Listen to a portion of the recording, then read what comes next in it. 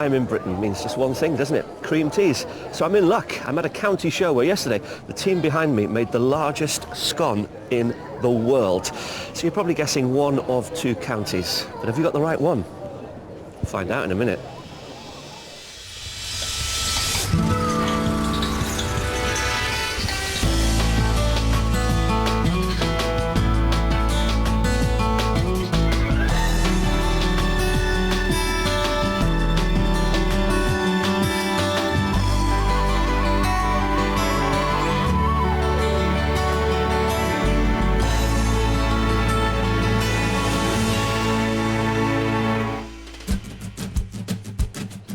In today's show, I'll be helping a dynamic couple who are keen to earn their keep from their move to the country. We get off to a bumpy start. I don't know why, it doesn't blow me away. Then things look more hopeful. And finally, our mystery house puts them completely in a spin. And breathe, dear. And breathe. I'm worrying how to look after all that. So, did you plump for the right one? Well, today I'm in Devon in the West Country.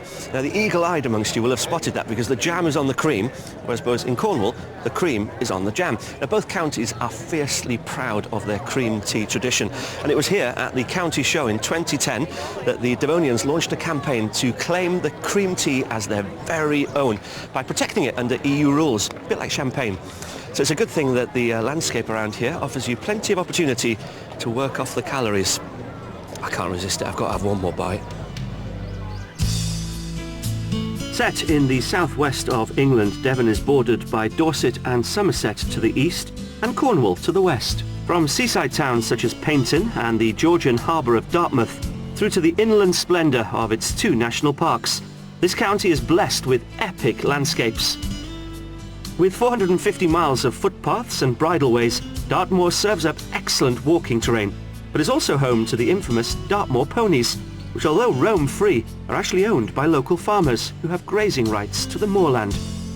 And with more blue flag beaches than any other county in England, it's no surprise that Devon is the second most popular tourist destination outside London, which goes some way to explaining the price of property in the region.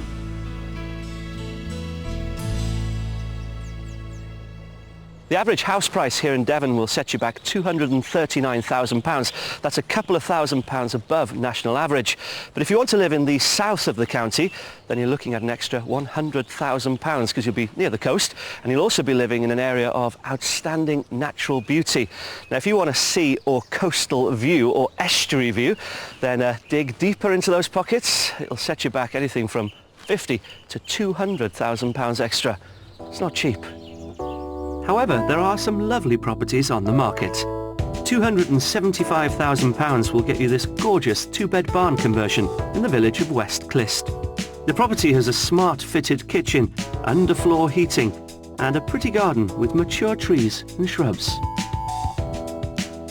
Priced at £400,000, this converted detached barn is in Smitherley, in between the Dartmoor National Park and the South Devon coast. It'll give you 4 good-sized bedrooms, exposed beams and brickwork, and it's finished to a really high spec. And if you're feeling flush, this budget-busting former farmhouse in Lidford, on the fringes of Dartmoor National Park, will set you back a cool £775,000. It's full of period features, offering a stunning mix of old and new, and has a superb landscape garden set in an acre of woodland. A great selection of properties there, catering for every budget. But what exactly are today's house hunters looking for? Let's meet them, shall we? Peter and Lynn have lived in this 4-bed chalet bungalow in Winchester in Hampshire for 16 years, with Peter just taking redundancy from his job at the council and Lynn ready to give up her post as a clerical assistant. Now seems the perfect time to follow their dream of moving to the countryside to start a new business venture. Well, when we moved to the country, we were really hoping to run a holiday let business if possible to generate an income for us. They're hoping the holiday let will bring in £12,000 a year, and in between working they're hoping to do more walking and cycling. And Peter has a rather unique hobby that he wants to continue at his new destination. This is my second home. I'm here twice a week. It's the Friends of King Alfred Buses Central Works, and our current project is this 1950 Leyland Olympic. And whilst I've enjoyed working on this bus, and restoring it. I'm looking forward to finding a new heritage workshop at the place we move to in the future. They've agreed on a move to Devon, but whether it's a village location or somewhere more isolated is up for debate. Pete is more interested in being closer to a village, but I don't mind being slightly more remote if that gives us the opportunity to have some land. I'm quite interested in having some alpacas, although Peter's not quite so keen. Peter may not share Lynn's alpaca dream, but they do agree on the requirements for inside the property. We'd like to have a cosy lounge to relax in. It would be nice to have a study as well, wouldn't it? And also the kitchen doesn't have to be massive as long as we've got a reasonable sized kitchen. And we'd like preferably 3 bedrooms upstairs so that we can have visitors to come and stay. But we really like something characterful, even quirky. And with the wish list all set out, they've got a clear idea on how much they've got to spend. Our budget for this move is £650,000. So a very healthy budget of £650,000 would buy someone a beautiful country home almost anywhere in the UK. But it's not just a home we're after. We're after a business as well, aren't we? Holiday lets, to be precise. And with Peter wanting additional outbuildings for his workshop and Lynn wanting the land so that she can tend to the animals, you know, the land that Peter's not too keen on, will we be able to find somewhere that they both love? Will it be a case of yay or nay? Sorry, let's find out. Peter and Lynn are looking for a Devonshire retreat that gives them a feeling of space and tranquility, but also will appeal to holidaymakers too. At their request, we're focusing our search around Totnes in the south of the county, within easy reach of both the coast and Dartmoor National Park. We've unearthed some top-notch properties to show our buyers, and as usual they'll have to guess what they're on the market for before I reveal it to them. The final property is our mystery house, which has royal connections, but will it prove more than they can handle? Peter, Lynn, welcome to Devon in the West Country, South Devon to be precise, and welcome to what could be a new life for you. How exciting. It is, definitely. You're both smiling, which is a good start. A new business venture, holiday lets. How do you feel about this? Have you ever done it before? We've not, no. We're going for a lifestyle change, so something completely different, and that's what we're really looking forward to. Now, what are your top 3 asks for in the new property? Well, I'd like to have a property with a bit of character, really. We definitely have a place that's attractive to holidaymakers to come and make it worth their while coming to stay with us.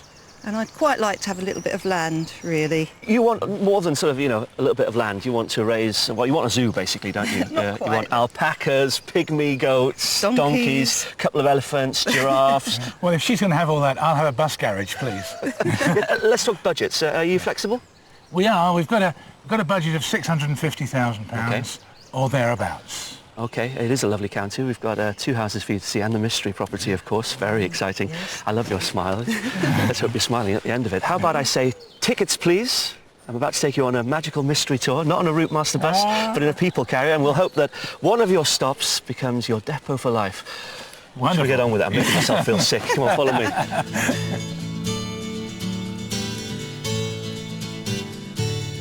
With their £650,000 budget, Peter and Lynn are looking for a character home which gives them comfortable living areas, 3 bedrooms, and enough space for them to indulge in their respective hobbies, meaning a couple of acres for Lynn to keep alpacas and a workshop for Peter.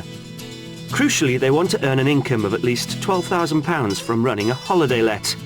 However, the question of whether they want to be in a village or remote is still open to discussion.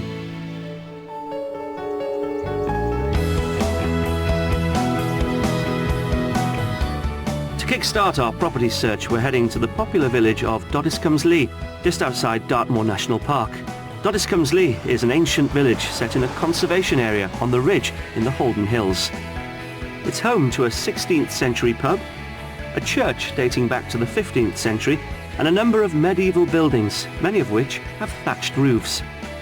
The Grade 2 listed 18th century Holden Belvedere Castle can be seen from the village and is set in 5 acres of glorious woodland.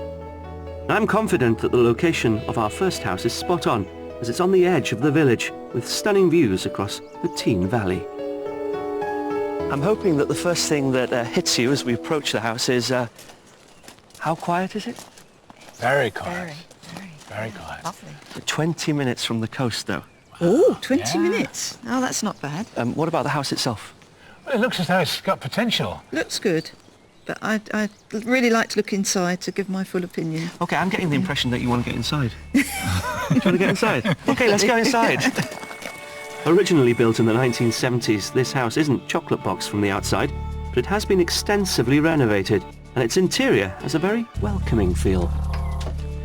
Got a nice stable door here. Oh, yes. We'll explore that part of the house later. That's the annex. A little cloakroom there, and they often say that the kitchen is the heart of the house, don't they? Yes. They do. Come on through, just check that view out. Wow. That's some view. That is That some is a view. lovely view. It's Yes. incredible, isn't it? Gorgeous. Tremendous view. Gorgeous. And also, this is a good-sized kitchen, I'd say, wouldn't you? Yes, it is. Yes, Yes. It's also got a walk-in larder.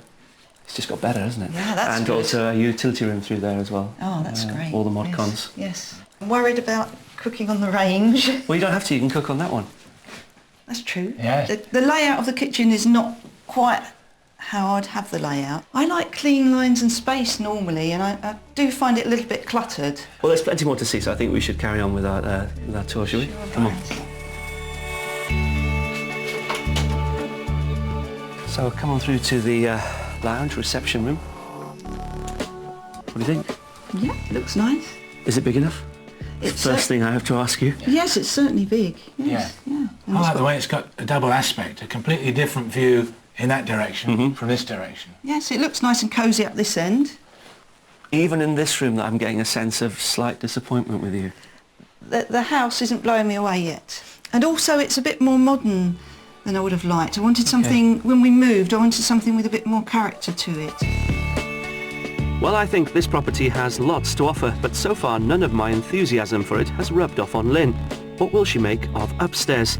The current owners added this entire first floor to create 2 good-sized double bedrooms, a family bathroom, and a very generous master bedroom with ensuite shower. That's a lovely room.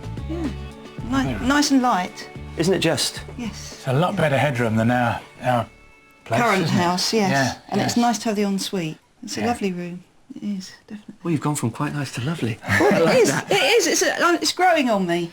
Not much to change in this room, really. Amazingly. Did she really say that? It's a nice room. Thankfully, Lynn's warming to this house, and I hope we can build on that as we head downstairs to explore the Holiday Let Annex. So, welcome to your annex. Interesting. And what does Positive Peter think about this? Well, so far so good. I would have preferred the accommodation for guests to be in a separate building rather than to be quite so close to our living area. Although this setup may not be exactly to Peter and Lynn's liking, this annex, with its lounge, 1 double bedroom and bathroom, has a proven track record as a holiday let. They've had long-term lets in, usually about £500 a month, but peak season, a weekly let here would be about 400 quid. Good, good. Yeah, that sounds good. That's encouraging. What encouraging in what way? I think the fact that the business has been turning over and is reliable, I think, is a good sign. And it's a business which they could potentially expand, because at the back of the property there's a garage and a further 4 outbuildings that could, with the relevant planning permission, be turned into holiday lets. The current owners have already created a self-contained annex here, which includes a reception room with an open-plan kitchen and a double bedroom with an ensuite shower. It certainly gives Peter and Lynn a good idea of what might be achievable here. What's more, the 4 acres of land outside gives Lynn double the amount she asked for, and she should be pleased with the new neighbours who'll shortly be moving in to the adjoining fields.